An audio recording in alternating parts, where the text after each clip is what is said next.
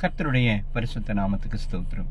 உங்கள் யாவரையும் ஆண்டவராக இயேசு கிறிஸ்துவின் இனிதான வல்லமையான பெரிதான நாமத்தினால நாங்கள் வாழ்த்துகிறோம். தேவன் உங்கள் ஒவ்வொருவரையும் ஆசீர்வதித்து காப்பாராக.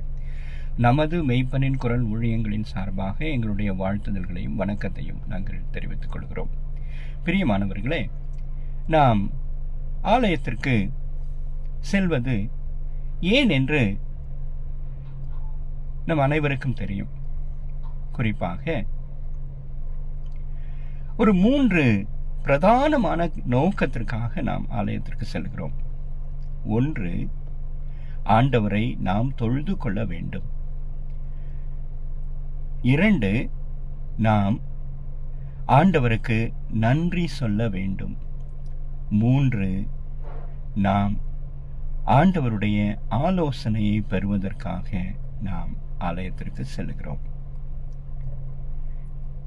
பிரியமானவர்களே, ஆண்டவர் நம்மை உருவாக்கி நம்மை வழி நடத்தி கொண்டிருக்கிறார்.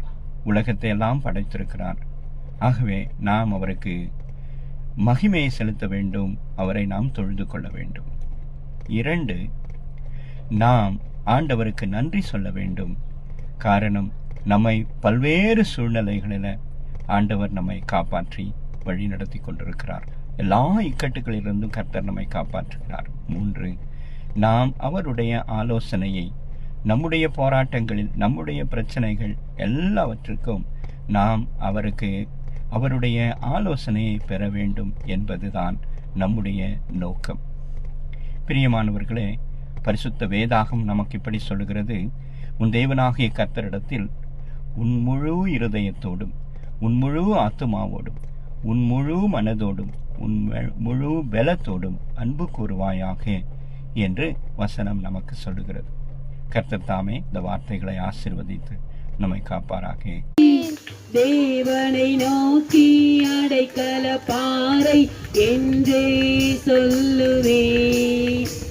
என் தேவனை நோக்கி அடைக்கல பாறை என்றே சொல்லுவேன்.